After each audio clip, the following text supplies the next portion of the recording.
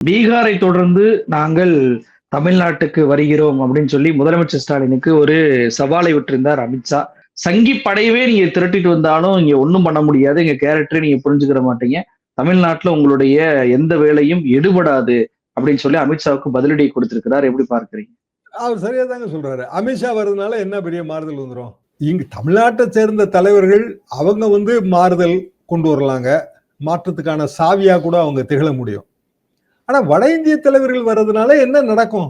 இங்க எதுவுமே நடக்காதுங்க, வாய்ப்பே இல்ல. ஃபர்தரா குழம்பும் இது. அரசியல் சாணக்கியன்றாங்க, அவர் வந்தா தமிழ்நாட்டு புரட்சி வரும்ன்றாங்க. எந்த ஒரு அரசியலுக்கு அவர் சாணக்கியர்? வட இந்திய அரசியல்ல சாணக்கியரா இருக்கலாங்க, குஜராத் அரசியல்ல சாணக்கியரா இருக்கலாம். தமிழ்நாட்டு அரசியலை புரிஞ்சுக்கிடணும்னாலே பல பிறவிகள் எடுக்கணுங்க. இங்க இருக்கிற இடஒதுக்கீடு அரசியலை புரிஞ்சுக்கிடணும்னா பல பிரிவுகள் எடுக்கணும். பிராமண எதிர்ப்பு அரசியலை நீங்க புரிஞ்சுக்கிடணும்னா பல பிரிவுகள் எடுக்கணும். வட இந்தியால பிராமண எதிர்ப்பு அரசியல் இருக்கா? கிடையாதுங்க. என்ன காரணம்னா டாமினேஷன், சப்ரஷன், இந்த ரெண்டும் வேற வேற பாயிண்ட். பெரிய அளவுக்கு அழுத்தம் இருக்கும் ஊர்ல. ஏங்க நான் என்னோட சின்ன வயதுல கூடங்க ஊர்ல பல தெருக்கள்ல நம்ம நுழைய முடியாது.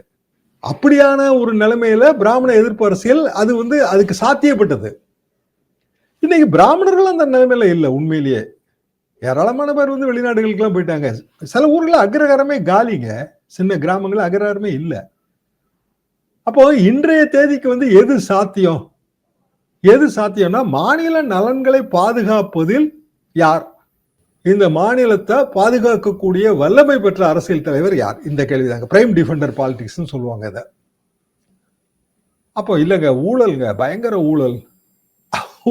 ஊழல் பட்டியல் இந்தியாவில் எடுத்தீங்கன்னா எந்த ஸ்டேட்ல ஊழல் பட்டியல் இல்லைன்னு சொல்லுங்க. பாண்டியெல்லாம் வீரவசமா பேசுறாருங்க. அப்ப அவர் சொல்லணும் எந்த ஸ்டேட்ல இல்ல, பிஜேபி ஆளுற ஸ்டேட்ல ஒரு ஊழல் கூட கிடையாது.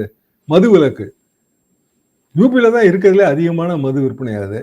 பக்கத்து மாநிலம் பாண்டிச்சேரி நமக்கே தெரிஞ்ச கதை. எந்த ஸ்டேட்ல மது விலக்க வெற்றிகரமா அமல்படுத்திருக்கீங்க? பீகார் ஒன்லையுமே அங்கேயுமே கள்ள மது கிடைக்குன்னு தான் சொல்றாங்க. அப்போ இவங்க சொல்ற எல்லா குழியும் ஆல் இண்டியா லெவலுக்கு அதுல பொருத்தம் இல்லை. அவங்க நிலைப்பாட்டுக்கு ஏற்ற மாதிரி சொல்றாங்க. அதை இப்ப ஜனங்க அல்டிமேட்டா ஓட்டு போட போறது எதை வைத்துங்கிற ஒரு கேள்வி இருக்குல்ல. தமிழ்நாட்டு விழிப்புணர்ச்சி அதிகம் தான். ஏன்னா சோசியல் பேராமீட்டர்ல நமக்கு விழிப்புணர்ச்சி நம்ம வச்சிருக்கோம். இவன் வந்தா நம்மளை டாமினேட் பண்ணுவான் அப்படின்னு நம்ம நினைக்கிறோம். எத்தனை வருஷமா இருக்குன்னா அது 100 வருஷமா இருக்கும். இங்க இப்ப தீபத்தூண் விவகாரம், அதெல்லாம் 100, 150 வருஷமா நமக்கு இருக்கிற பிரச்சனைகள்ங்க. அது தீபத்தூணா, எல்லை தூணா, அதுல ஏன் பிஜேபி அதுல போய் இறங்கி வேலை பார்க்குது?